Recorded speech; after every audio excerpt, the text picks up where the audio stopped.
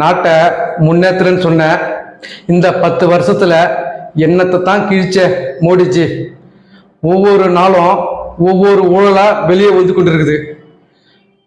CAG அறிக்கை சொல்லுது 7 லட்சம் கோடி ஊழல். இது மாதிரி எத்தனை சிஏஜி அறிக்கை வர வேண்டியது இருக்குது? நீங்க தான் சொல்லணும் மிஸ்டர் மோடிஜி. உன்னை போய் சிறந்த தலைவர்னு நாட்டில் 2 பேர் தான் சொல்றாங்க. யாரு? அம்பானி, அதானி. அவங்கள உயரத்துக்கு கொண்டு போற மக்களை எங்களை நடுத்தருவில் நிப்பாட்டுற. சரி சரி, காங்கிரஸ் கட்சி தான் ஊழல் கட்சின்னு சொன்ன. ஊழலை ஒழிக்கிறதுக்கு தான் அந்த கிழமை அண்ணாசரை வச்சு போராட்டம் பண்ண, ஆட்சியை பிடிச்ச.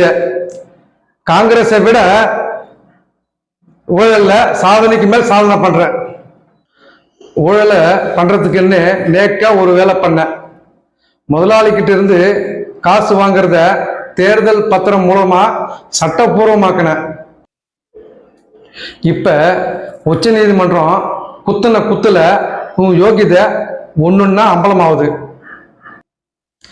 முதலாளிகிட்ட இருந்து தேர்தல் பத்திரம் மூலமாக பல ஆயிரம் கோடி சுருட்டுனதுல நீ தான் முதலிடத்துல இருக்கிறியாமே.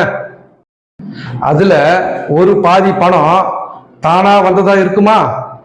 மீதி பணம் ஐடி இடி ரெய்டு விட்டு நம்பி எடுத்து வாங்கினது தானே? சரிதானே? ஊரே கொடுத்திருக்குது. உங்க ஃப்ரெண்டுங்க 2 பேர் மட்டும் ஏன்பா கொடுக்கல? தேர்தல் பத்திர லிஸ்டிலேயே அவங்க வரலையே. வேற தனி கணக்கு ஏதாவது இருக்குதோ?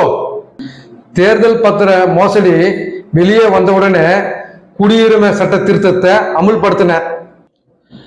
யார் யாருக்கு கொடுத்தாங்க என்ற விவரம் வந்தவுடனே கெஜ்ரிவாலை தூக்கி உள்ள வைக்கிற.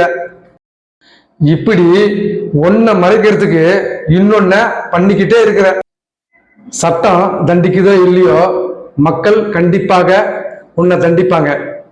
பார்த்து சூதானமா நடந்துக்கோ. All the best Modi.